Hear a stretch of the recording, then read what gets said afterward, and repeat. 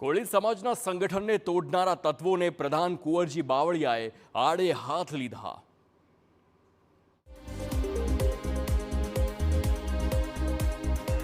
સુરતમાં અખિલ ભારતીય કોળી સમાજની એક અત્યંત મહત્વપૂર્ણ સંગઠન વિચાર વિમર્શ બેઠક મળી। બેઠક દરમિયાન સમાજના ઉત્થાન અને સંગઠનની મજબૂતી પર ભાર મૂકવામાં આવ્યો। સાથે જ સમાજમાં ચાલી રહેલ આંતરિક ખેંચતાણ અંગે બાવળિયાએ આકરા પ્રહારો કર્યા। ક્યાંક લોકો આ સંગઠનના નામે નવી નિમણૂકો આપીને આ સમાજને ગુમરાહ કરી રહ્યા છે, એમાં કોઈ તથ્ય નથી। કુંવરજી બાવળિયાએ સખત શબ્દોમાં કહ્યું કે સમાજની એકતાને ખંડિત કરવાનો અને સંગઠનને તોડવાનો પ્રયાસ કરનારાઓને સાંખી નહીં લેવાય। કેટલાક લોકો મનસ્વી રીતે પોતાની જાતને પ્રમુખ તરીકે જાહેર કરી રહ્યા છે, જે ગેરબંધારણીય છે। વહેલામાં વહેલી તકે જે કોર્ટમાં આ પ્રકરણ પેન્ડિંગ છે એનો ઉકેલ આવે અને એ કોર્ટના નિર્ણય મુજબ પછી આ સંગઠન આગળ વધે।